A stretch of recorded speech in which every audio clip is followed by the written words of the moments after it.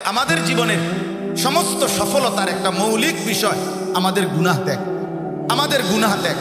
আর আমাদের আখিরাতের মুক্তির জন্য গুনাহ বর্জন করা আমাদের জন্য জরুরি।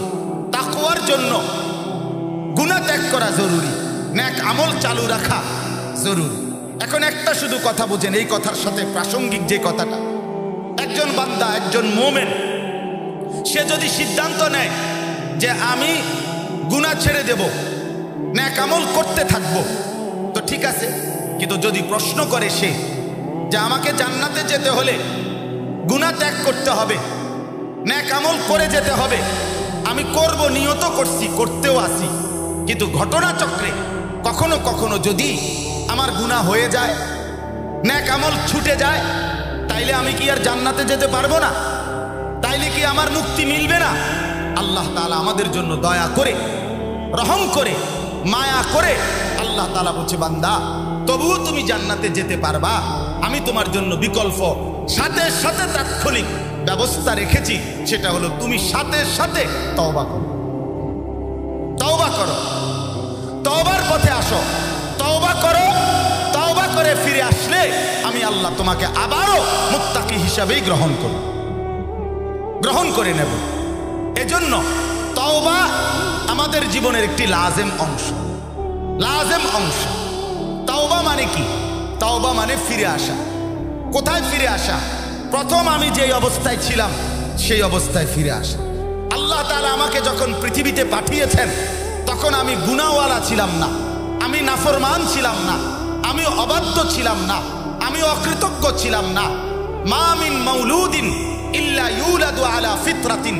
প্রত্যেকটা মানব সন্তান, আল্লাহর নবী সাল্লাল্লাহু আলাইহি সাল্লাম ইরশাদ করেছেন, ইসলাম মানার পূর্ণ যোগ্যতা নিয়ে ভূমিষ্ঠ হয়, নিষ্পাপ হয়েই জন্ম নেয়। তো প্রত্যেক মুহূর্তে বালেগ হওয়ার পর যখনই গুনাহ আমার হয়ে যায়, নাফরমানি হয়ে যায়, তখনই আমার জিন্দেগির পবিত্রতা ছুটে যায়, আমার সেই নিষ্পাপ অবস্থা ছুটে যায়। আবারও তওবা করলে আমার সেই পূর্বের অবস্থা ফিরে আসে। এই জন্য তওবা আমাদের জীবনের রিমুভার, তওবা আমাদের জীবনের মুসুনি, তওবা আমাদের জীবনের ডাস্টার। অর্থাৎ আমার জীবনে যে গুনার কালিমা, গুনার যেই কলঙ্ক লেগেছে, সেটাকে ধুয়ে মুছে সাফ করে নিজেকে মোমেন, মুত্তাকি এবং জান্নাতের উপযোগী বানানোর জন্য শ্রেষ্ঠতম মাধ্যম, একমাত্র মাধ্যম, আল্লাহর পক্ষ থেকে মনোনীত ব্যবস্থাপত্র, সেটার নাম হলো তওবা।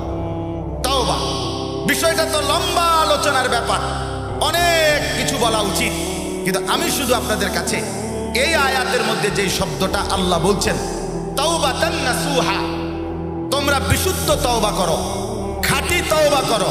অর্থাৎ ধোকার তওবা না, লৌকিকতার তওবা না, শুধু শুধু তওবা না, বরং প্রকৃত অর্থে তওবা করো। এখন তওবা নাসুহ হয় কখন? খাঁটি হয় কখন? তওবা বিশুদ্ধ হয় কখন? তওবা পরিপূর্ণ হয় কখন? যখন তিন জিনিস একত্র হয় তখন তওবা বিশুদ্ধ হয়, তওবা খাঁটি হয়, তওবা নাসুহা হয়। তিন জিনিস কি কি? এক নাম্বার হলো যেই গুনাহ হয়েছে সেই গুনাহ সমূলে ছেড়ে দেওয়া, একদম কালউ মা কান, যেটা হয়েছে সেটা একদম ত্যাগ করা, একেবারেই ত্যাগ করা, ছিটে ফোঁটাটাও ত্যাগ করা। এটা হলো তওবার প্রথম অংশ। দুই নাম্বার, আইয়াজিমা আন লা ইয়াউদা ইলাইহা আবাদান, এ কথার মজবুত সিদ্ধান্ত দেওয়া যে আমি আর গুনাহ করব না, আর গুনাহ করব না। কোনোভাবেই আল্লাহ তাআলার কাছে এই কথা বলা যে মাওলা আমি গুনাহ ছেড়ে দিলাম, ত্যাগ করলাম, আমি আর গুনাহ করব না।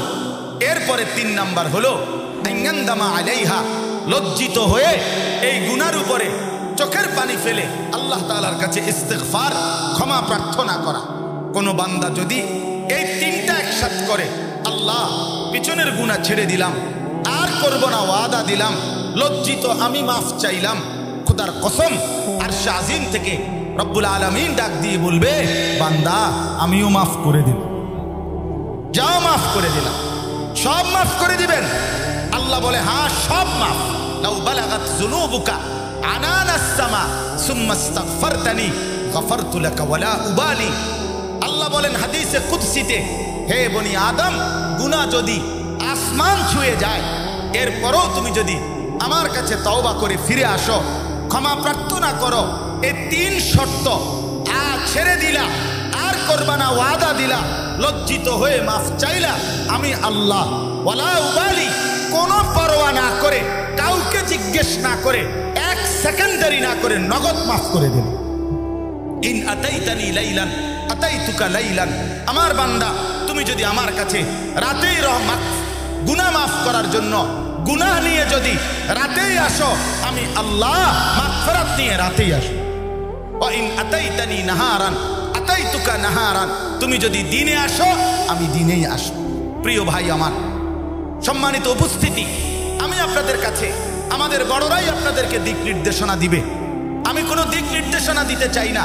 আমি শুধু কোরআনুল কারীমের এই কথাটাই আপনাদের কাছে পেশ করতে চাই যে আমরা প্রতিনিয়ত আমাদের গুনাহ হচ্ছে, আমাদের দ্বারা হচ্ছে গুনাহ, আমাদের প্রতিনিয়ত তাওবাকে, ইস্তিগফারকে লাজিম করা চাই।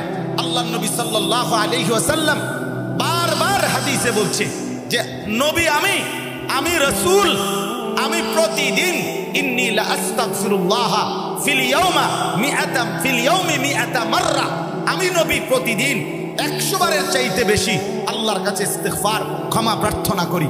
কোন হাদিসে আছে আকসারা মিন 70 মাররা, আমি রাসূল 70 বারের চাইতেও বেশি ইস্তিগফার করি। তাহলে খুদ রাসূল আমার, তিনি যদি 70 বারের বেশি, 100 বারের মতো যদি আল্লাহর নবী ইস্তিগফার করে, আল্লাহর কাছে মাফ চায়, যিনি নিষ্পাপ, যার কোনো গুনাহ নাই, যিনি মাসুম, তিনি যদি এভাবে বলে, আমি আপনি কি পরিমাণ বলা উচিত?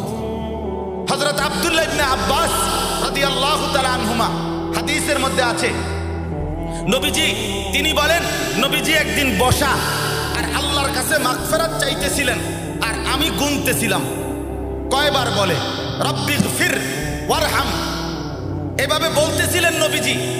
হযরত আব্দুল্লাহ ইবনে আব্বাস বলেন, আল্লাহর কসম আমি গুনে দেখছি, এক বসায় আল্লাহর নবী 100 বার আল্লাহর কাছে শুধু মাগফিরাতই চাইছে। তাহলে আমরা কি পরিমাণ চাওয়া উচিত? অতএব আমি আপনাদের কাছে অনুরোধ করছি, আমরা আমাদের জীবন থেকে গুনাহ ত্যাগ করার সিদ্ধান্ত, আমার হযরত যেটা বললেন, আমরাও এই কথা আপনাদের কাছে বললাম, গুনাহ ত্যাগ করেন। আজকে হযরত বারবার যেটা বলেছেন, মুসলমানের এই সংখ্যাগরিষ্ঠ নওজোয়ান বন্ধু, আপনারা যারা টুপিওয়ালা কিংবা টুপি ছাড়া, আপনারা যারা মাদ্রাসার তালেবে ইলম কিন্তু কিংবা অন্য প্রতিষ্ঠানের, আপনাদের সবার কাছে নওজোয়ান বন্ধুরা, নওজোয়ান যুবক ভাইরা, আপনারা গুনাহ ছাড়তে হবে। বিশেষ করে আপনাদের কাছে অনুরোধ, আপনারা গুনাহ ত্যাগ করেন, আপনারা মোবাইলের গুনাহ ছাড়েন, আপনারা হারাম গুনাহ ছাড়েন, আপনারা নাজায়েজ গুনাহ ছাড়েন। ইনশাআল্লাহ আপনারা যদি গুনাহ থেকে ফিরে আসেন, আপনারা যদি তওবার জিন্দেগি গ্রহণ করে আগামী দিনের ইসলামের জন্য ভাবেন, তো আল্লাহর কসম আগামী দিনের ইসলামের পতাকা মুসলমানের এই যুবকদের দ্বারাই উঠবে ইনশাআল্লাহ। কোনো সন্দেহ নাই, কোনো সন্দেহ নাই, ইসলামের বিজয় আসবেই, কোনো সন্দেহ নাই। আজকে ফিলিস্তিনের মধ্যে মুসলমান যে নির্যাতিত, মুসলমান যে মজলুম, সেই 1948 সালে 14ই মে ইহুদি নেতা ডেভিড বেন গুরিয়ন সে রাত্রিবেলা সর্বপ্রথম ঘোষণা দিছিল, আমরা একটি ইসরায়েল রাষ্ট্র, পবিত্র হোলি ল্যান্ড, পবিত্র একটি রাষ্ট্রের গোড়াপত্তন করলাম। আমার বন্ধু, বিষয়টা আমি অনেকভাবে আমরা ওলামায়ে কেরাম তো ব্যাখ্যা করছেনই, নিয়মিত বলছেন, আমিও শুধু আপনাদের কাছে একটা কথা বলতে চাই। আজকে ইসরায়েলের মধ্যে ইহুদি এই মুহূর্তে মাত্র 92 থেকে 93 লাখ, 1 কোটি না, ইসরায়েলের জনসংখ্যা 92 থেকে 93 লাখ ইহুদি। 1948 সালে, আজ থেকে বরাবর 75 বছর আগে তারা যখন এই রাষ্ট্রের গোড়াপত্তন করছে, তখন সেই ডেভিড বেন গুরিয়ন বলছিল, আমরা একটি গ্রেট ইসরায়েল প্রতিষ্ঠা করব, আমরা একটি মহারাষ্ট্র প্রতিষ্ঠা করব, পবিত্র ইহুদি রাষ্ট্র প্রতিষ্ঠা করব। সেদিন 75 বছর আগে ওই বেঈমান ঘোষণা দিছিল জনসম্মুখে, আমাদের সেই রাষ্ট্রটির শুরু এই ফিলিস্তিনের এই প্রান্ত থেকে তো শুরু হইল, কিন্তু তার ব্যাপ্তি, তার বিস্তৃতি কতটুকু হবে? সেদিন থেকে আজকে পর্যন্ত তাদের ঘোষণা এটাই যে আমাদের এই পবিত্র ইসরায়েল রাষ্ট্র হবে একদিকে মিশরের নীল দরিয়া পর্যন্ত, আরেকদিকে ইরাকের ফোরাত নদী পর্যন্ত, আরেকদিকে খোদার কসম আরেক দিকে মুহাম্মদের মদিনা পর্যন্ত, মুহাম্মদের মদিনা পর্যন্ত, এটা তাদের বক্তব্য। আজ থেকে বহু আগে তাদের দাবি, এবং আমরাও জানি আল্লাহর নবী সাল্লাল্লাহু আলাইহি সাল্লাম তাদের এই ইহুদিদের ঘৃণ্য অপরাধের কারণে আল্লাহর হুকুমে ইহুদিদের 3টি গোত্র বনু কুরাইজা, বনু নজির, বনু কাইনুকাকে মদিনার থেকে বিতাড়িত করেছিলেন। খায়বার থেকে বিতাড়িত করেছিলেন আরবের ভিন্ন ভিন্ন জায়গায়। সাইয়্যিদুনা ওমর ইসলামের যখন দ্বিতীয় খলিফা হয়েছেন, তিনি তখন এই বেঈমানদেরকে পুরা আরব সীমানার থেকে, মুসলিম হুকুমতের এলাকা থেকে বিতাড়িত করে ইহুদিদেরকে বের করে দিয়েছিলেন।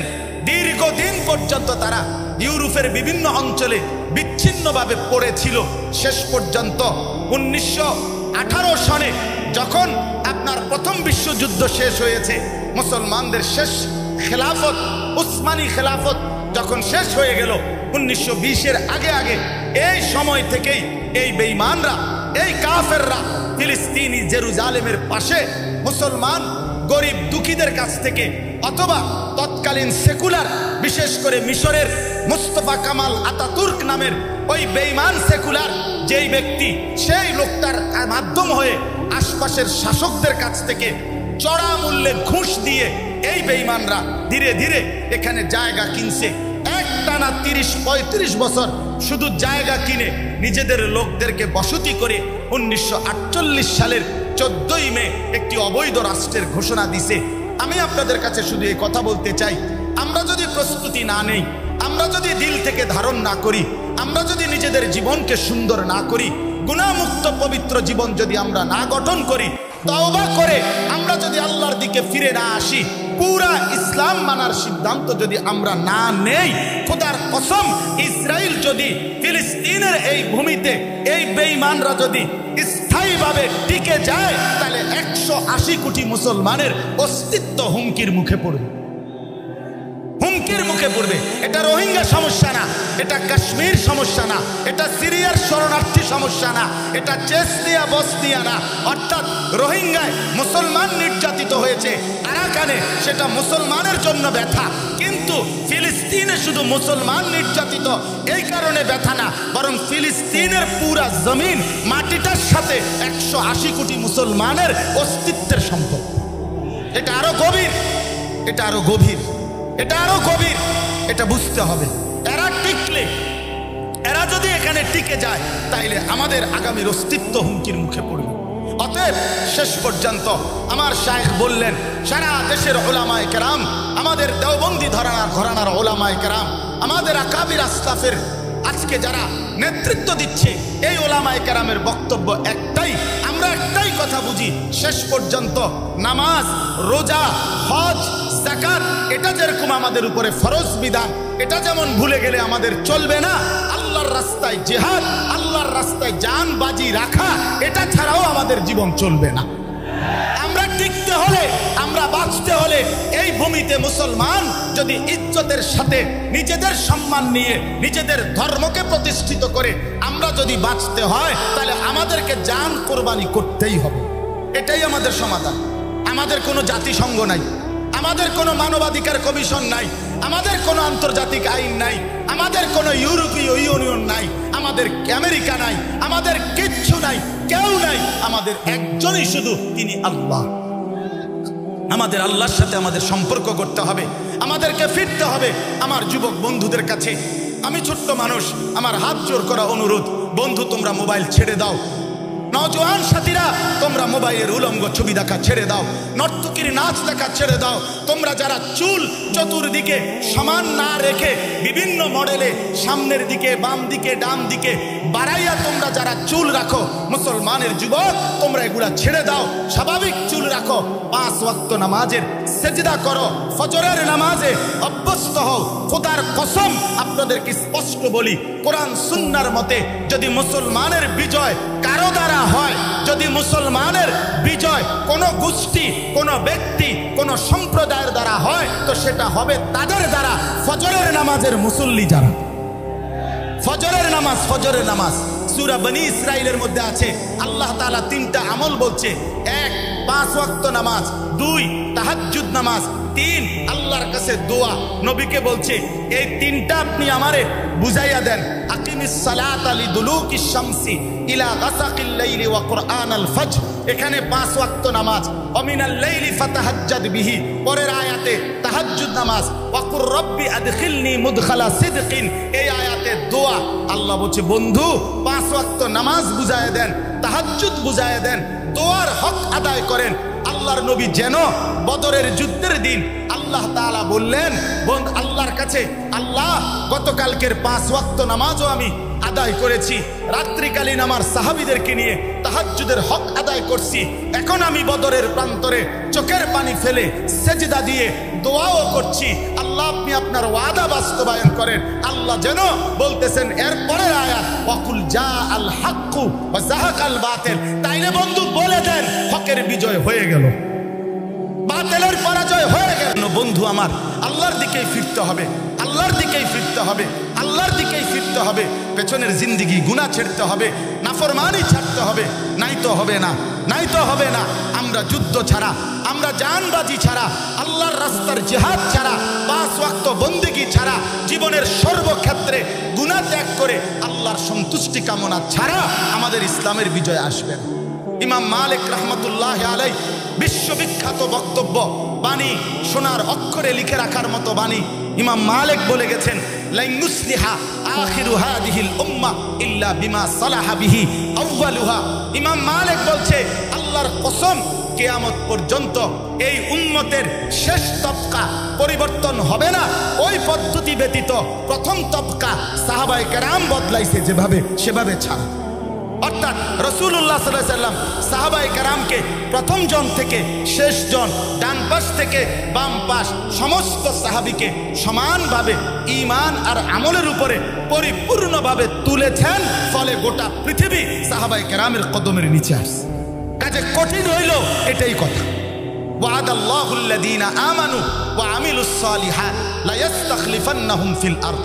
আল্লাহ বলেন আমার ওয়াদা, ইমানদার পূর্ণ হও, নেক আমল পূর্ণ করো, জমিনের খেলাফত, জমিনের রাজত্ব, জমিনের বাদশাহী তোমাদেরকে দেব।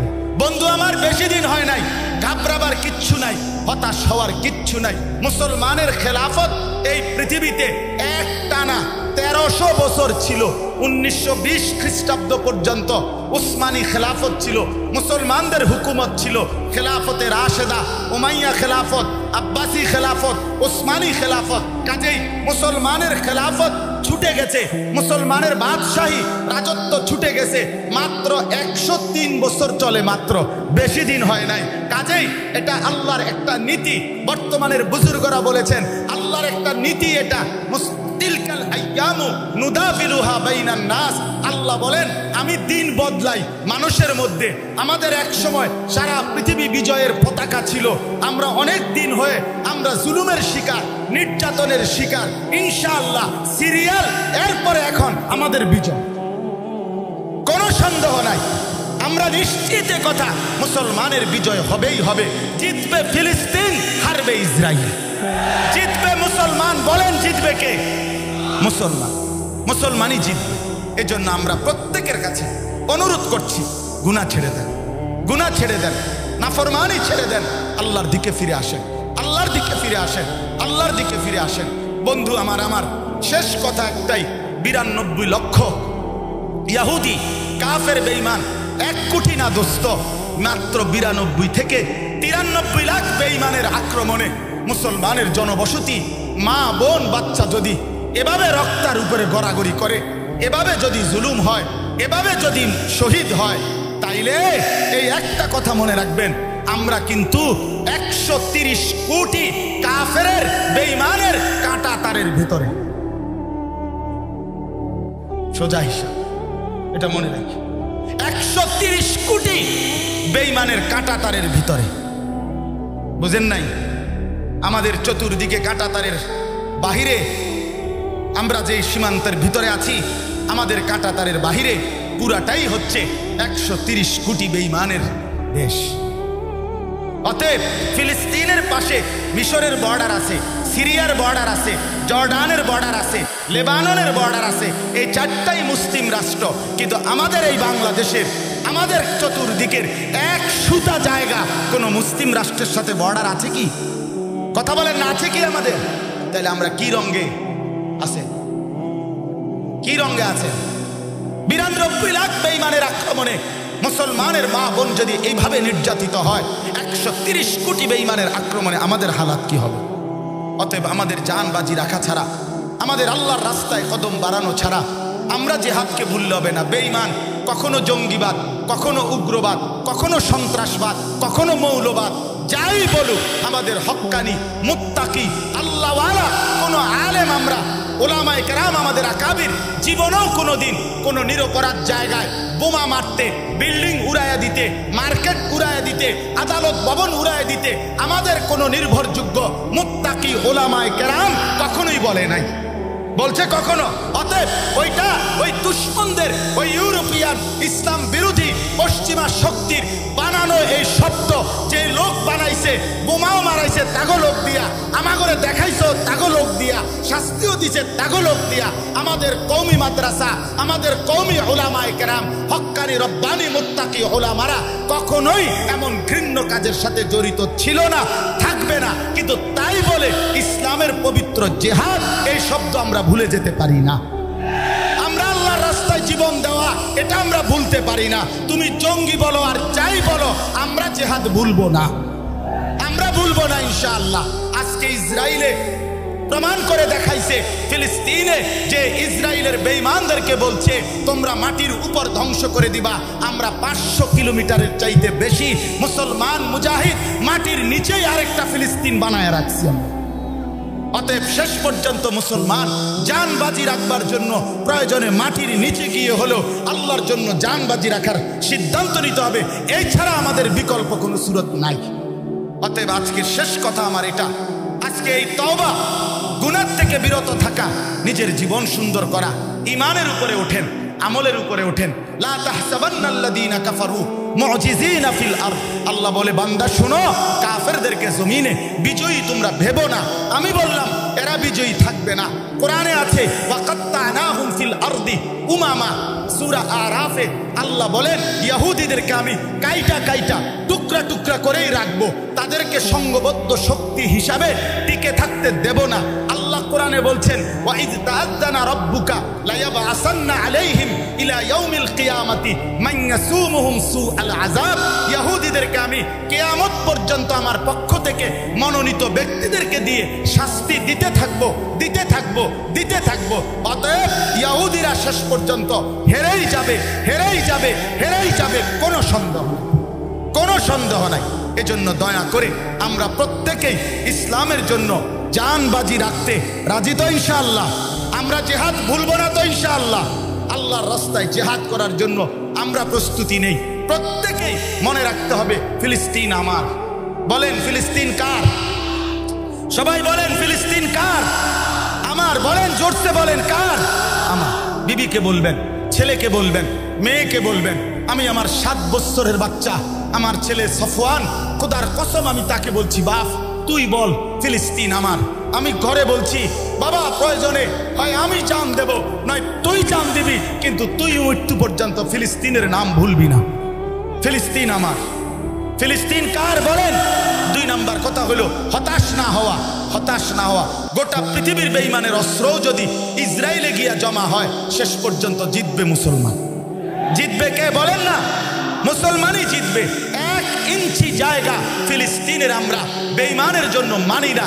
কোনো সমঝোতা নাই, সমঝোতা একটাই, ইহুদিরা সরে যায় সোজা হিসাবে, এটাই সমঝোতা, এটাই কথা। অতএব হতাশ না হওয়া। কোনো ভ্যাকধারী, কোনো রুমালওয়ালা, কোনো আপনার কাপুরুষ, আজকে যারা ছদ্মবেশী, আমার হযরত বলেছেন ঘুরিয়ে ফিরিয়ে ইনিয়ে বিনিয়ে যারা আজকের এই অবস্থাকে ইহুদিদের পক্ষে দালালি করে অথবা কাপুরুষের মতো কথা বলে, পারবিনি, শক্তি কই, অস্ত্র কই, এটা কই, ওইটা কই, আপনি ডাইরেক্ট মুখের উপরে বলে দেন তুই সর বেটা, তুই মুনাফিক, তুই কাপুরুষ, তুই সর, তুই বেটা, করে দিয়া হবে না, তুই সর। অতএব আমরা অবশ্যই হতাশ না হওয়া। 3 নাম্বার, ওলামায়ে কেরাম যখনই আপনাদেরকে বলবে ফিলিস্তিনের মজলুম মুসলমানের জন্য সহযোগিতা করতে, আপনারা প্রত্যেকে দিল খুলে ফিলিস্তিনের মজলুম মুসলমানের জন্য আর্থিকভাবে সহযোগিতা করবেন, বলেন ইনশাআল্লাহ। 4 নাম্বার, মার্কিন এবং ইসরায়েলি পণ্য বর্জন করবেন, বলেন ইনশাআল্লাহ।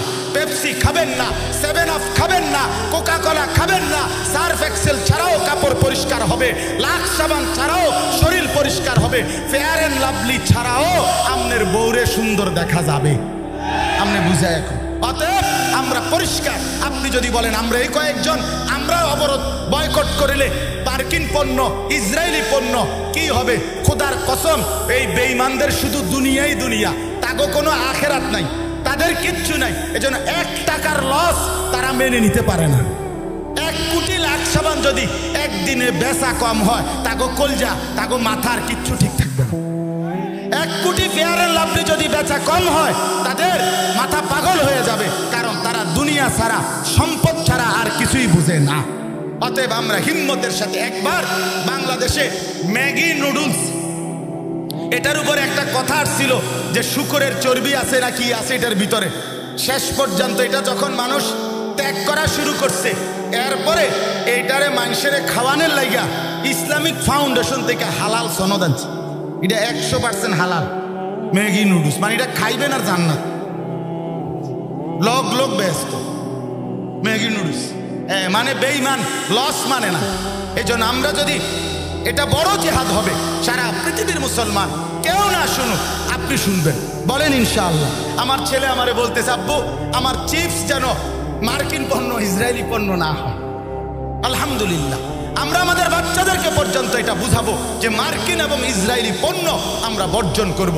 সর্বশেষ কথা হলো বেশি থেকে বেশি দোয়া করব আল্লাহ তাআলা আমাদের প্রত্যেককে গুনাহমুক্ত জীবন গড়ে আগামী দিনের জন্য আল্লাহর রাস্তায় জিহাদ, পুরা ঈমান ইসলামের জন্য জান কুরবানি রাখার সিদ্ধান্ত নিয়ে জীবন গঠন করার তৌফিক দান করুন। আলামিন সংস্থার এই ঐতিহাসিক সম্মেলন মাহফিল, এই সংস্থার সমস্ত কার্যক্রম আল্লাহ তাআলা কবুল করেন।